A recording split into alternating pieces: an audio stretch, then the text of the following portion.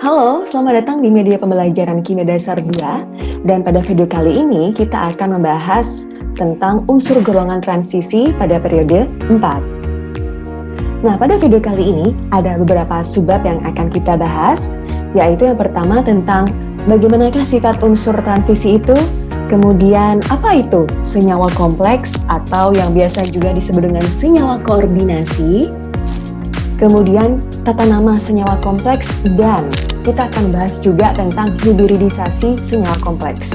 Nah, pada video kali ini kita akan berfokus pada subbab 1, 2, dan 3. Untuk subbab keempat, yaitu hibridisasi senyawa kompleks, akan kita bahas pada video berikutnya. Nah, baik.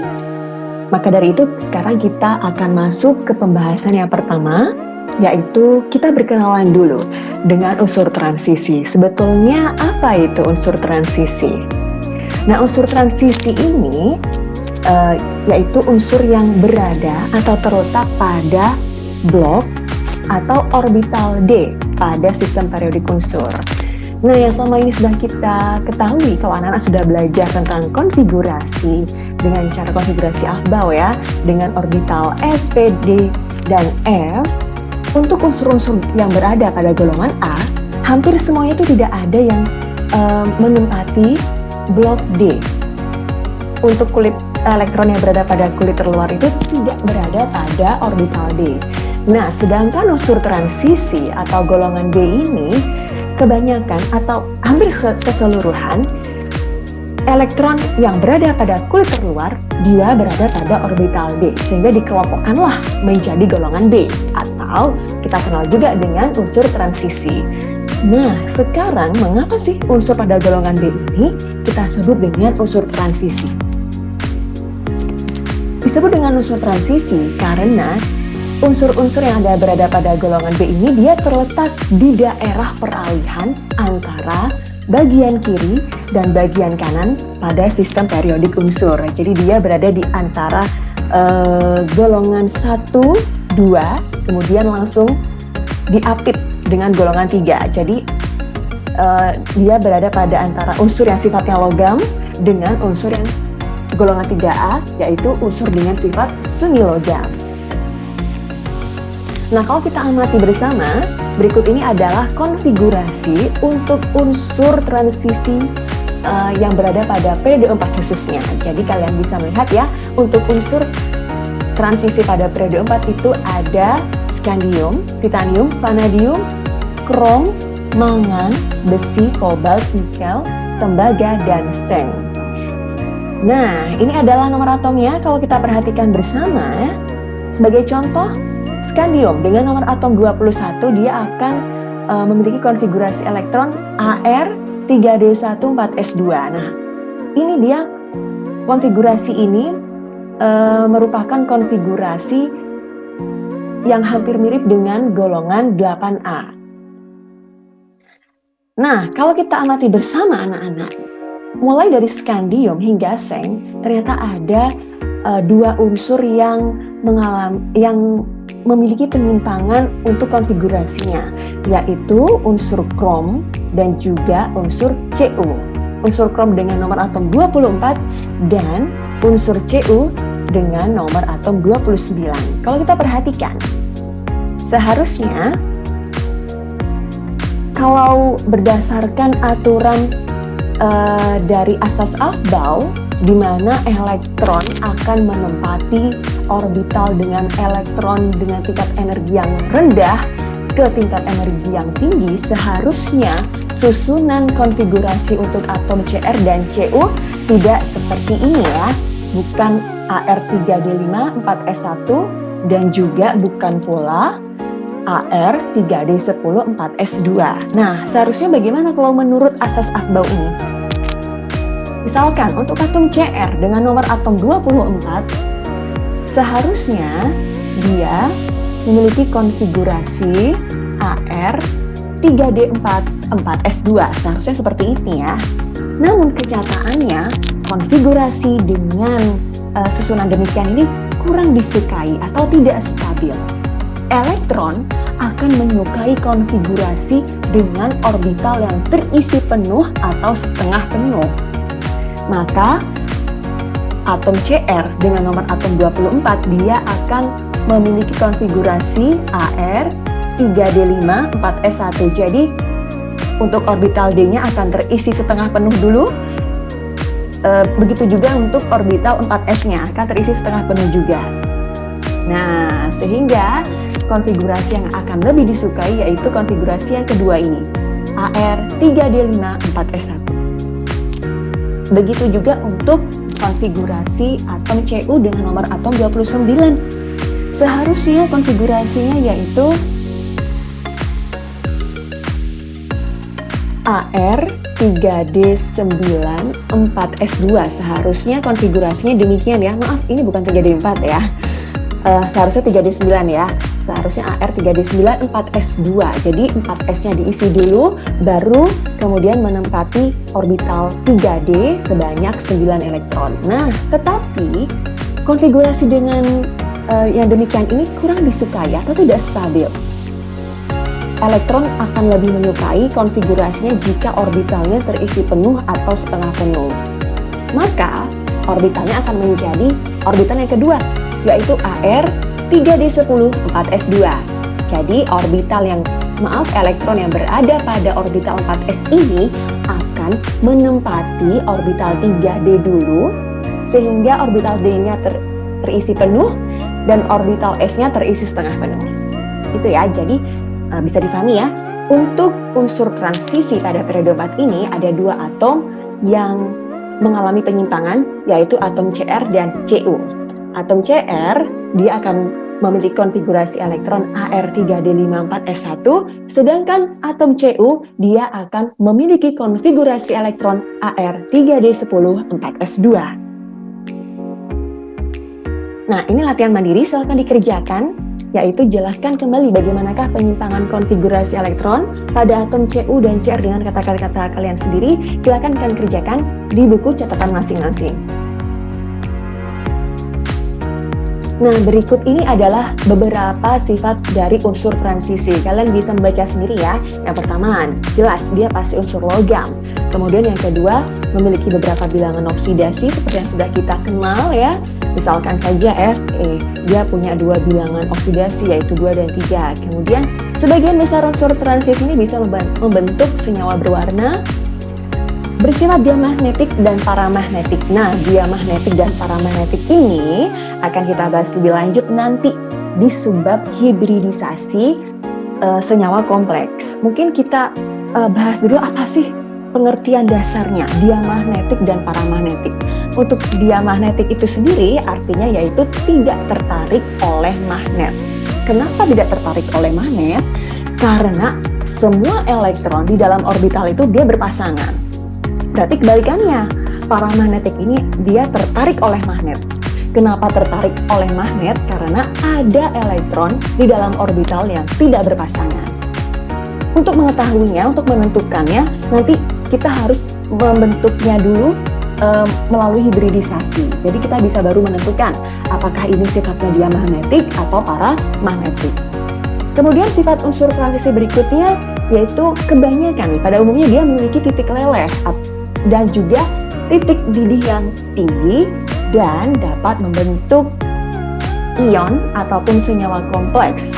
Atau senyawa kompleks ini juga sering dikenal atau sering disebut dengan senyawa koordinasi. Kenapa sih disebut dengan senyawa koordinasi? Nanti akan kita bahas bersama.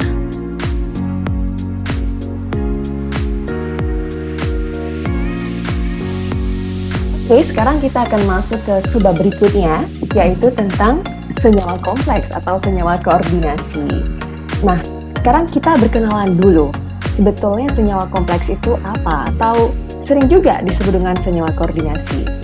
Nah, senyawa kompleks ini dia umumnya terdiri dari ion kompleks. Ion kompleks sendiri dia bisa bermuatan positif, bisa juga bermuatan negatif, dan juga ion lawannya. Nah, ion lawannya berarti tergantung ion kompleksnya muatannya positif atau negatif. Kalau ion kompleksnya muatannya positif, berarti otomatis ion lawannya muatannya negatif, dan begitu juga sebaliknya. Nah, ion kompleks ini apa sih dia ion kompleks? Ion kompleks adalah suatu ion yang terdiri dari atom logam sebagai atom pusat. Jadi, atom pusatnya selalu dari atom logam dan juga satu atau lebih atau dari ion, bisa juga molekul yang berperan sebagai ligan. Jadi yang harus kalian pahami di sini, poin pentingnya, ion pusat atau atom pusatnya dia jumlahnya pasti cuma satu. Tetapi untuk ligannya dia jumlahnya bisa satu atau lebih, gitu ya. Nah, pada ion kompleks ini senyawa pada ion kompleks ini secara umum biasanya ikatan yang terjadi, ikatan kimia yang terbentuk adalah ikatan kovalen koordinasi. Sehingga sering sekali senyawa yang mengandung ion kompleks ini disebut juga dengan senyawa koordinasi karena terbentuknya biasanya dari ikatan kovalen koordinasi. Anak-anak masih ingat ya, ikatan kimia itu ada ikatan ion dan juga ada ikatan kovalen. Nah, untuk ikatan kovalen sendiri, dia dibagi. Ada ikatan kovalen biasa. Ikatan kovalen biasa ini maksudnya yang sudah pernah kita pelajari sebelumnya ya pada materi semester gasal kemarin. Dan juga ikatan kovalen koordinasi. Nah, pada ion kompleks ini, ikatan kimia yang terbentuk yaitu melalui ikatan kovalen koordinasi.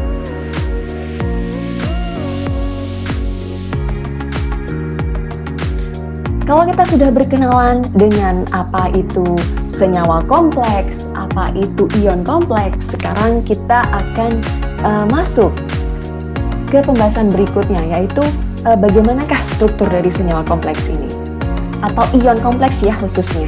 Nah, di ion kompleks itu, anak-anak, ada kita bagi menjadi beberapa bagian. Yang pertama ada atom pusat.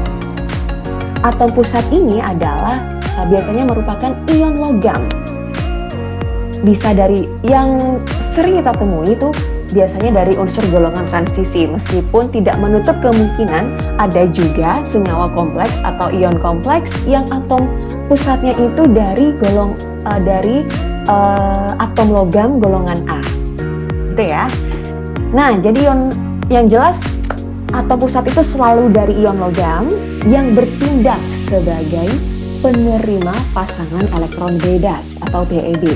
Nah, maka dari itu, syarat dari atom pusat ini adalah harus memiliki orbital kosong untuk bisa diisi oleh elektron dari ligan. Selain ada atom pusat, ada juga yang kedua yaitu namanya ligan. Apa sih ligan itu? Ligan adalah penyumbang pasangan elektron bebas. Kalau tadi atom pusat dia berperan untuk menyediakan orbital kosong. Nah, ligan ini adalah yang mengisi orbital kosongnya tadi dengan elektron. Sehingga syaratnya supaya bisa menjadi ligan, dia harus punya pasangan elektron bebas. Dan ada juga yang dinamakan dengan bilangan koordinasi. Apakah bilangan koordinasi itu? Bilangan koordinasi itu adalah banyaknya ligan yang dapat terikat pada satu atom pusat dalam suatu ion kompleks. Nah, ini contoh ion kompleksnya ya. Di sini CO dia berperan sebagai atom pusat. Namanya atom pusat berarti jumlahnya cuma satu. Ligannya yang mana? Ligannya yaitu yang mengikat atom pusat, yang terikat pada atom pusat. Semua ini disebut dengan ligan. Mulai dari Cl dan juga NH3, semuanya disebut dengan ligan. Sehingga kalau misalkan kita tuliskan, ini juga adalah contoh suatu ion kompleks, AgNH3 2 kali plus. Di sini Ag adalah atom pusatnya, NH3 merupakan ligan. Dan angka 2 di sini adalah bilangan koordinasi. Maksudnya berarti Ag ini mengikat 2 ligan NH3.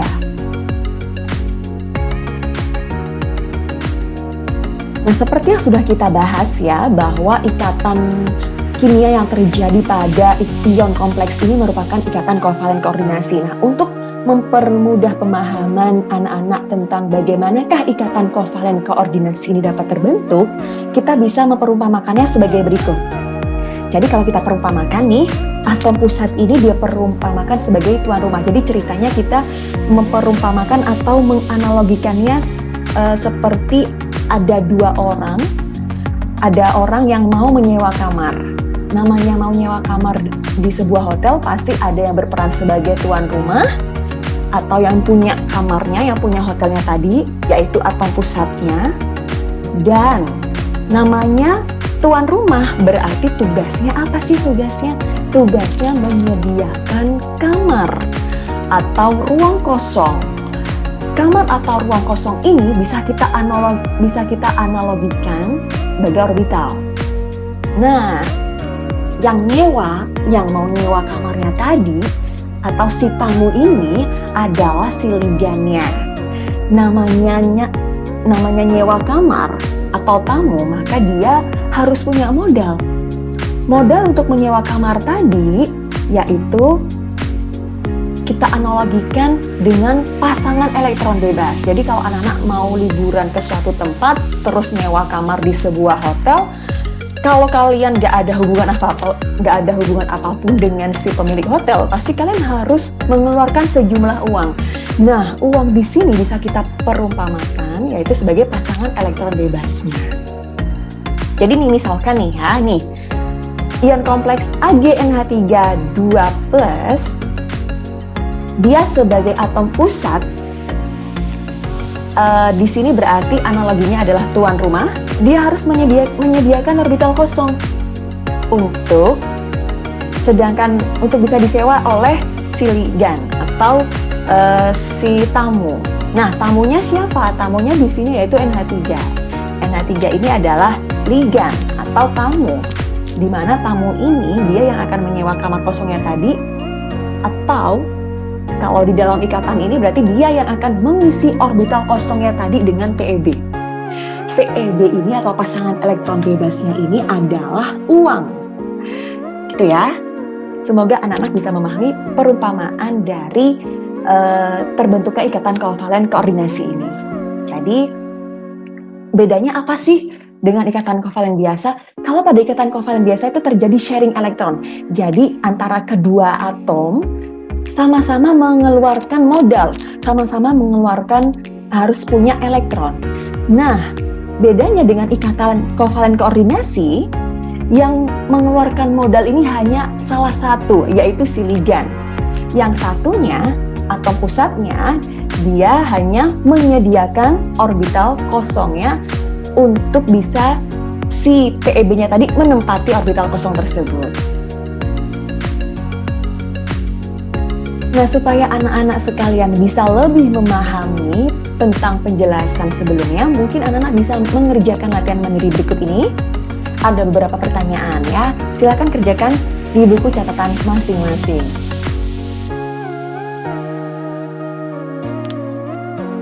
Nah, sekarang kita akan masuk ke pembahasan berikutnya, yaitu tentang macam-macam ligan.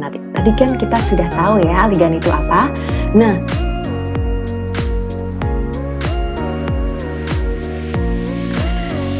Nah, ligan ini sendiri dia dibedakan berdasarkan atom donornya. Apa sih atom donor itu? Atom donor ini merupakan atom yang berperan menyumbangkan pasangan elektron bebas untuk atom pusat. Jadi, tadi ya, syaratnya ligan apa? Harus punya pasangan elektron bebas. Nah, di dalam ligan ini ada atom donor. Atom donor tadi yang punya elektron bebas untuk bisa diberikan atau didonorkan kepada si atom pusat. Yang harus menjadi catatan di sini, yang harus difahami betul, bahwa satu atom itu hanya dapat menyumbangkan satu pasang elektron bebas. Meskipun atom tersebut memiliki lebih dari satu PeB. Jadi yang bisa disumbangkan hanyalah satu PeB, meskipun dia punya 4 PeB. Sebagai contoh nih, misalkan ligan NH3. Kalau kita gambarkan struktur Lewisnya, jadi struktur Lewisnya di sini sangat kepake ya. Ilmu yang sudah kalian pernah dapatkan sebelumnya, yaitu tentang materi tentang struktur Lewis ini, digunakan lagi di sini. Jadi anak-anak harus mengingat kembali bagaimanakah cara menggambarkan struktur Lewis. Misalkan ligan NH3, kalau kita gambarkan struktur Lewisnya sebagai berikut ini ya. N dikelilingi dengan 3 atom H, di mana N ini masih memiliki 1 PeB atau memiliki 2 elektron ya. Jadi kalau kita amati, manakah yang berperan sebagai atom donor? Apakah N atau H? Yap, betul. Jawabannya adalah N. Mengapa N yang berperan sebagai atom donor? Karena yang memiliki PeB adalah nitrogen, sehingga N lah yang akan berperan sebagai atom donor. Misalkan ini ya, sebutkan atom donor untuk masing-masing ligan berikut ini. Nah, gambar yang pertama, struktur yang pertama, yaitu struktur apa? Struktur H2O. Kalau diperhatikan di sini, yang memiliki PeB apakah atom H atau O? Yang memiliki PeB adalah atom O, sehingga yang berperan sebagai atom donor adalah atom oksigen. Nah, meskipun atom O ini punya 2 PeB, tetapi yang bisa disumbangkan kepada atom pusat hanyalah 1 PeB, hanyalah 1 pasang saja. Contoh berikutnya, struktur yang kedua, yaitu Cl-. Kalau kita gambarkan struktur Lewis lengkapnya, seperti ini ya. Cl memiliki Cl- ya. Cl memiliki 4 PeB atau 4 pasang elektron bebas. Kebetulan di sini atomnya hanya 1, yaitu Cl. Berarti mau tidak mau, ya Cl inilah yang berperan sebagai atom donor. Meskipun dia punya 4 PeB, yang bisa disumbangkan hanyalah 1 PeB saja atau hanya 1 pasang saja. Contoh yang terakhir, struktur ketiga. Struktur yang ketiga ini adalah struktur Lewis dari OH-. Kalau kita gambarkan sebagai berikut ya. H kemudian berikatan dengan O, di mana O ini dikelilingi oleh 3 PeB. Berarti manakah yang berperan sebagai atom donor? Lihat mana yang punya PeB, apakah H atau O? Yang punya PeB di sini adalah O, maka otomatis yang berperan sebagai atom donor yaitu O. Meskipun dia punya 3 PeB, yang bisa disumbangkan hanyalah 1. Kalau kalian sudah paham mengenai atom donor, nah sekarang kita akan masuk ke pembahasan berikutnya, yaitu pembagian dari ligan ini. Seperti sudah dijelaskan sebelumnya ya, bahwa ligan itu dibedakan berdasarkan atom donornya, sehingga ligan akan dibagi menjadi 3. Yang pertama ada ligan monodentat, artinya ligan yang hanya memiliki 1 atom donor saja. Contohnya NH3 tadi ya. Kemudian H2O, Cl-, F-, dan Br-. Contoh-contoh yang sudah Ibu terangkan sebelumnya tadi adalah keseluruhan kesemuanya merupakan contoh dari ligan monodentat karena hanya punya 1 atom donor. Pembagian berikutnya yaitu ligan bidentat. Maksud dari ligan bidentat ini adalah ligan yang memiliki 2 atom donor. Bi artinya 2. Sebagai contoh yaitu etilen diamin dan juga ion oksalat. Nah, Ibu sengaja di sini tidak menunjukkan bagaimana strukturnya. PR ya. Setelah menonton video ini, tolong anak-anak cari bagaimanakah struktur dari etilen diamin dan juga ion oksalat. Kemudian anak-anak simpulkan, anak-anak amati manakah yang berperan sebagai atom donor sehingga etilen diamin dan ion oksalat ini digolongkan menjadi ligan bidentat. Berarti harus ada 2 atom donor pada struktur tersebut. Dan pembagian yang terakhir yaitu ligan polidentat. Artinya poli berarti banyak. Maka yang dimaksud dengan ligan polidentat adalah ligan yang dapat memiliki lebih dari 2 atom donor. Sebagai contoh yaitu EDTA, singkatan dari etilen diamin tetraasetat. Nah ini berkaitan dengan pembagian ligan tadi, tolong anak-anak cari struktur dari ligan etilen diamin dan EDTA dan tambahan 1 lagi yaitu ion oksalat. Jadi 3 ya.